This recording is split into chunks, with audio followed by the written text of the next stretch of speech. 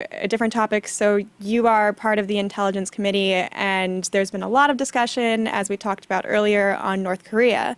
So there's another Change.org petition right now. It's the headline is "Pursue Diplomacy, Not War with North Korea." And this is close to its goal of 35,000 signatures.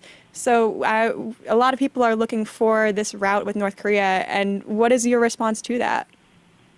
Well, of course, I support that and the idea that the whole point of diplomacy is to avoid war.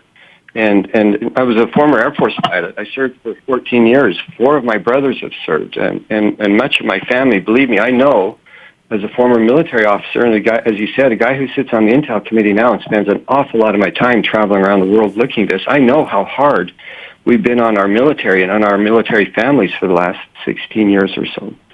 And, you know, the last thing I am is the U.S. should be the world's policeman. That's just not the view that I take.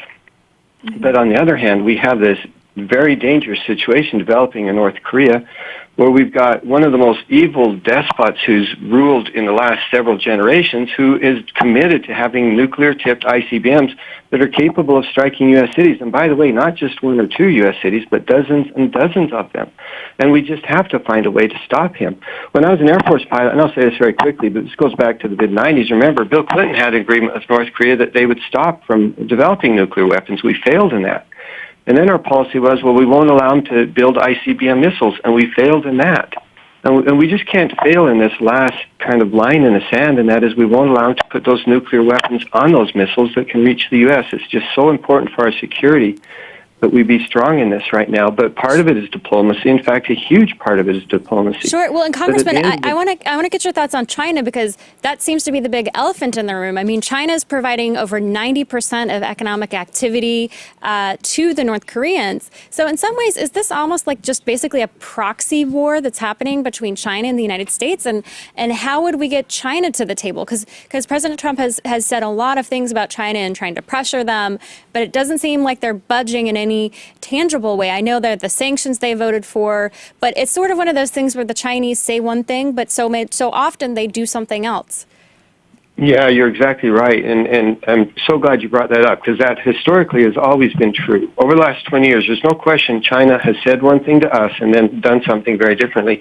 And you're also right in calling it the elephant in the room in the sense that they have such enormous economic power over North Korea. But interestingly, for example, when I was in China last and meeting with some of the very senior leaders there, and they indicated to me that they couldn't meet with Kim Jong-un. He refused to meet with Chinese leaders. So on one hand, we have this idea that Americans think that China has, control over North Korea, that they're a puppet state. That's actually not true. But they can be a very, very valuable partner. And the good news is that even though what you said is true, that they've often not been honest in their dealings with North Korea and what they tell us, there seems to be a change in that. They have supported the sanctions in the last few months.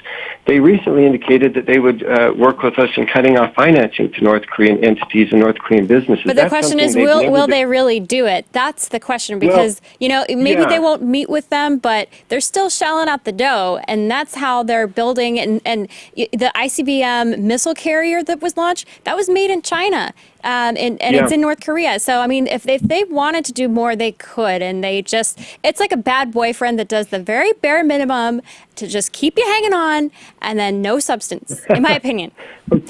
Well, look, I think you're right, although the bad boyfriend analogy, I'm a little old, so I'm not sure that I can relate to that one as well. But no, you're exactly right. And that's why diplomacy is so important, and bringing the power of U.S. diplomacy and U.S. diplomatic power to bear on China. No question about what you said is true. I'm hopeful, though, having been there and met with them, I'm more hopeful than I've been in several years that they will actually help with the situation right now. Well, thank you so much for joining us, Congressman Chris Stewart from Utah. It was great to talk to you. Hey, thank you. Let's do it again. Yes, absolutely. We'd love to have you soon. Fellow Utahn.